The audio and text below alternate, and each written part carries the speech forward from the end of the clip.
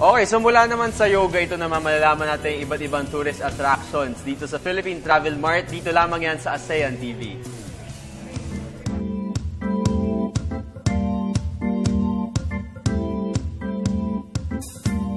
Mula sa 7,107 islands ng Pilipinas, halos 300 exhibitors mula sa lahat ng panig ng bansa ang nagpamalas ng iba't ibang kahanga-hangang ganda ng kani-kanilang rehiyon.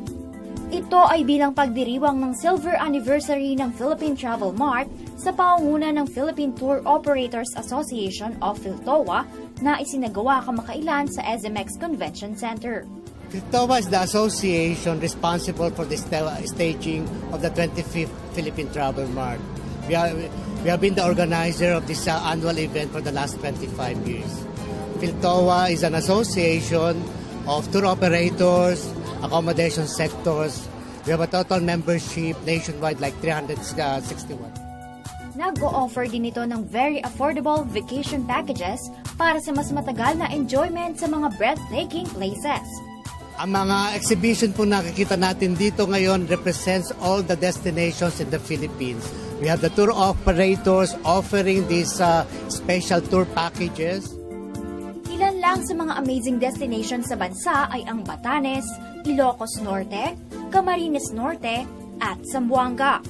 Sa Batanes, karamihan dito ang makikita nyo mga natural sites tulad ng mga rolling hills, yung mga beach, tapos yung mga dagat. Ngayon, sa Batanes, meron tayong mga pasyalan doon na dito lang nakikita. Tulad nung una, ang Honesty Store. Sa Batanes lang tayo meron noon. Itong suot namin, ito is kanay. Sa babae naman, bakul. Ito sinusuot namin to, pang-protection sa init at sa ulan. So, ginagamit habang nagtatrabaho. Dito rin makikita mo ang unique na bahay ng mga Ivatan, ang mga stone house, mga vernacular houses, na kung saan ito nagpuprotekta sa mga Ivatan, sa mga malalakas na bagyo. We promote sand sports, wind sports. We have the sand dunes, which is the only one of its kind in Southeast Asia. So it's a unique selling feature. Also the wind in Ilocos Norte is incomparable to other places in the country. So it's ideal for wind sports such as kite surfing and surfing. So for the Philippine Travel Mart, the new packages we're offering now are actually our events. We're selling events for our Ilocos Halloween Festival. We have a ghost festival similar to Mexico with Ilocano traditions. We have a festival of festivals also on November. Our provincial fiesta next year, and our Himala sa Buhangin, which is our music and arts festival that we have here at the Sand Dunes. Aside from that, we also offer beach weddings, food tours, and adventure packages. Sa Camarines Norte, ang ipinagmamalaki natin dito, syempre, ang number one na Philippine gem ngayon, ang Calaguas Island.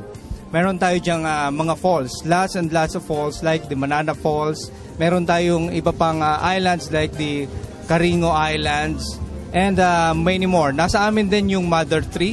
And then meron din tayong mga virgin forest pa doon sa area na yon na pwedeng puntahan ng ating mga backpackers and trekkers. So Zamboanga is known for its banner destination now, which is Santa Cruz Island, known for its pink sand. And we have the 3-layered waterfalls that is called Merloquet. You know, for those who love adventure or doing the trek, you can come to Zamboanga City and go to Merloquet Falls. It's about 30-minute walk going to the falls, but when you get to the falls, you will really have to enjoy it.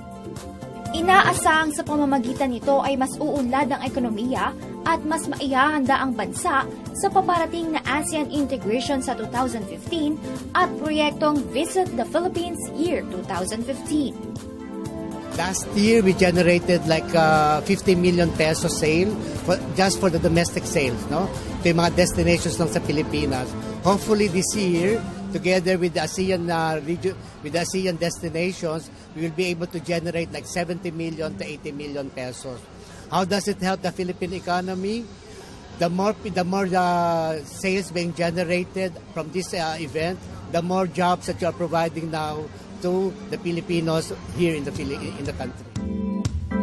Sa pamamagitan ng pagtangkilik sa sariling atin, di lamang tayo nakakapag-relax at unwind. Dahil sa pamamagitan din nito, ay nakatutulong din tayo na i-promote ang turismo ng ating bansa. Travel, have fun, and be a hero.